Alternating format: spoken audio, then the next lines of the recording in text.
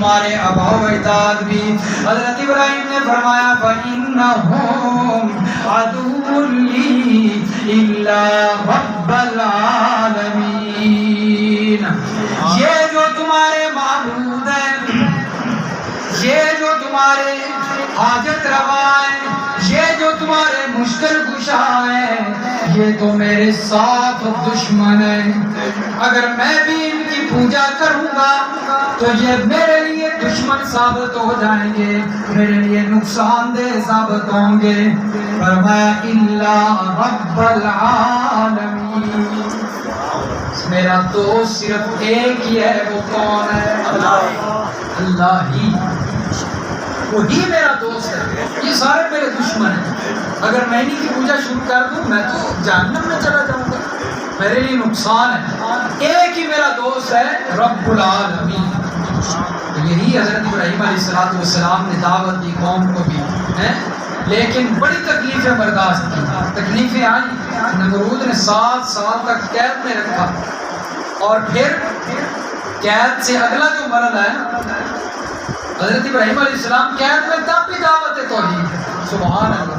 حضرت یوسف علیہ السلام نے آپ جو ہے وہ آپ نے ان کا بھی واقعہ سنا ہے نا، قرآن نے بیان کیا. وہ بھی قید کے اندر تھے تو دعوت توحید تھے. حضرت ابراہیم علیہ السلام بھی قید میں دعوت توحید. یہی انبیاء کا مشن ہے، کوئی لمحہ خالی نہیں جانے دیتے.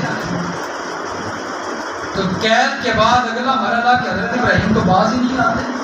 کہا آگ جلاؤ، بندوبست کرو، بھڑکاؤ، اور اس آگ کے اندر حضرت ابراہیم کو ڈالنے کا پروگرام. کہتے ہیں آگ کے ذریعے اپنے بتوں کی مدد کرو.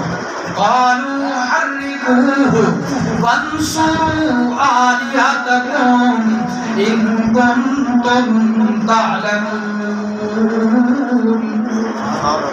حرقوا، جلاؤ حضرت ابراہیم کو، آگ میں ڈالو ان کو.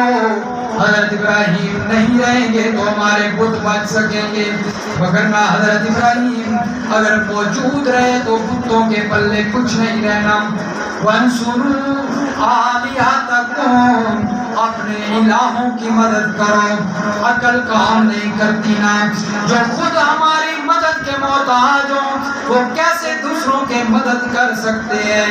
جو خود ہماری معاونت کے محتاج ہوں وہ کیسے دوسرے کے لیے حاجت روا بن سکتے ہیں؟ لوگ یہاں